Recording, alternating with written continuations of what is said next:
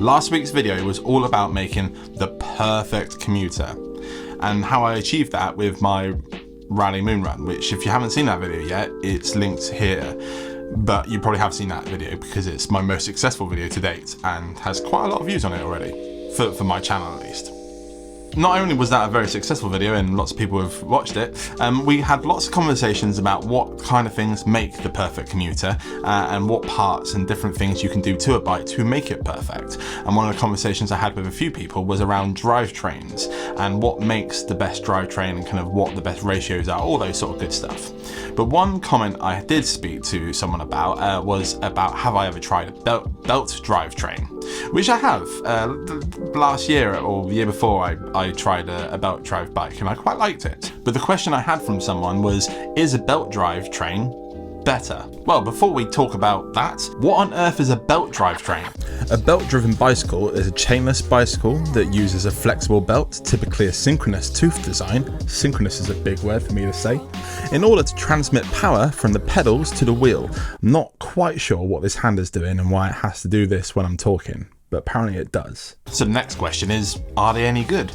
So a belt will endure several times more kilometers than that of a chain. Additionally, it doesn't stretch at all. So if it's left unattended, it's not going to wreak havoc on the sprockets. This is a very good sentence. This is from localbikes.com, by the way. Loco, as in like loco. Trying to get loco with me, SA?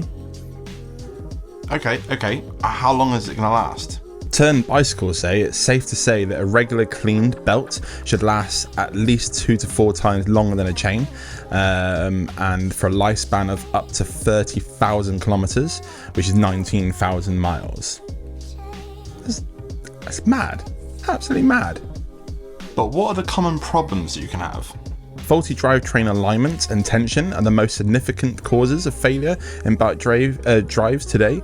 Missing alignment, improper tension and foreign objects in the drive are usually indicated when the belt turns over and come off the drive, or to be unusual belt or pulley wear patterns, or by unusual belt or pulley wear patterns. That's from Mr. or MROM magazine. .com. Sorry, it's very small writing. I can't quite see from this distance. So that's enough of Craig reading from the internet. But long story short, they're really durable. They are designed for kind of that set it up, leave it, and it will just work sort of situations, which is what you want out of your commuter. Now, one of the questions I will get, and I have already, is kind of like, will they work on retro bikes and stuff like that? Is that something you can retrofit onto a retro bike? Which I'm going to get to a little bit more detail later on in the video. But first, let's have a look at a bike that has a belt drive. So this is the Tenways. You've got it the wrong way around. CGO600. Dude, where's your hat? Better. That was very glamorous, wasn't it? So the actual unboxing itself was pretty straightforward. Everything was fitting really nicely, and all the packaging was quite cool as well. The bike itself was very well protected, so when it came out, everything was just mint condition and all ready to go. It came with this very cool toolkit. Usually, all bikes generally do these days, but they're not usually real tools. Like these are full like spanners and Allen keys and these cool commuter pedals as well. So very impressed with that. As far as what I needed to do was quite literally turn the stem round, put the handlebars on, put the skewer in the wheel, and then like kind of the mudguards or fenders, and that was it. Oh, and then pedals at the end. But it was super easy to put together. Even my daughter was able to do it, so that was quite impressive. But it was nice to have all the correct tools instead of having to like go through everything that I had to kind of like find the right thing. I feel like all bikes should come with what you need to put it together. Like most people don't have a full bike shop of tools like I do. So I was impressed that the tools were 1 there and 2 decent. So the bike itself weighs up 15 kilograms, which is super lightweight for an e-bike. It's got a compact and stealthy motor. It even comes with walk assist mode, which you don't need it because it's super light.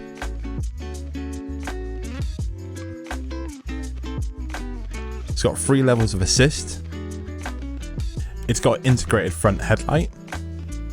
This little unit here has a password on it as well as a bit of protection. It even has an app that you can connect to so you can see the stats of your bike and things like that. So I've been riding this bike a bunch now since I built it up, mainly kind of commuting around central London and stuff. And as far as the bike goes, it's super comfortable. It's a single speed e-bike essentially, which makes it very comfortable, but also kind of like quite fast and quite agile. And when you're kind of getting off the lights, things like that, it kind of, the boost it gives you to kind of get up to speed is sick. But it's also extremely light, so it doesn't really feel like a heavy e-bike. So once you get up to kind of like the legal restrictions and stuff, you can then just kind of like pedal it like normal, and it's sick. I really like it. As far as the belt drive goes, like belt drives feel pretty much exactly the same as any other bike. I have ridden some belt drive bikes that sometimes it's a lot louder than a normal drivetrain, but I think from what we looked at on Google earlier on, maybe that's to do with like the alignments aren't correct and things like that. That would probably make it loud. The one thing with the belt drive, and one of the things it says in the manual about tension and stuff, if it is over tight, it's going to stretch that belt, or at least kind of damage it and kind of like wear it out. But if it's too loose, it's then going to be kind of like all over the place and not going to be engaging very well.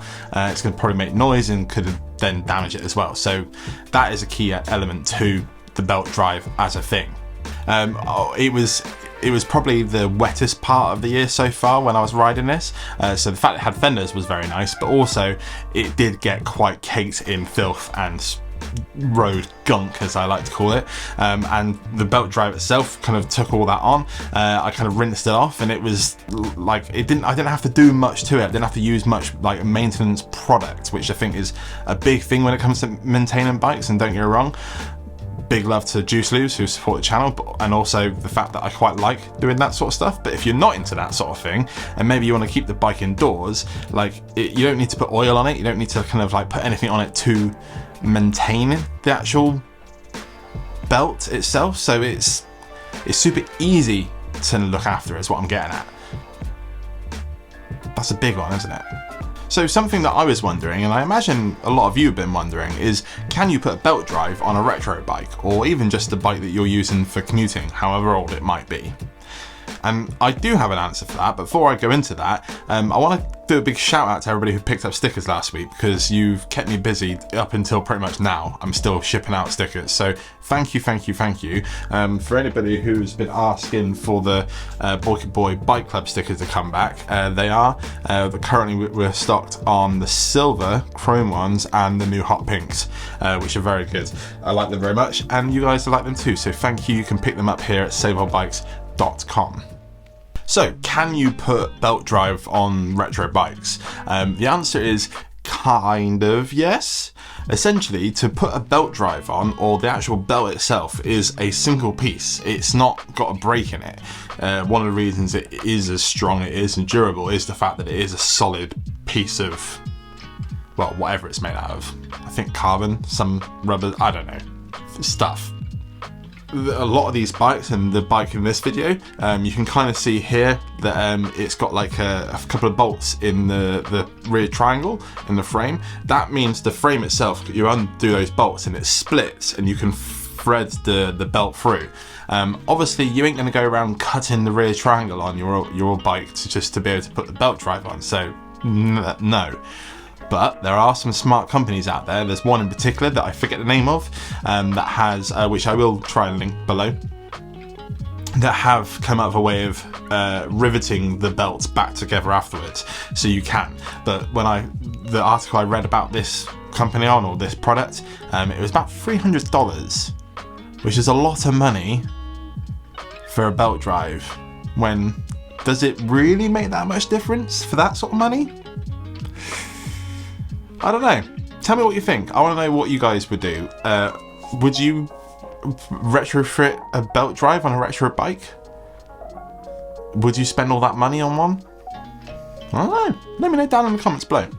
Alright then, thanks for Tenways for sponsoring this video today, and if you want to learn more about that bike or some of the other bikes I do, there is a link in the description below and you can check them out. They also have like a really cool looking cargo bike, very similar to mine, very cool looking, go and check it out.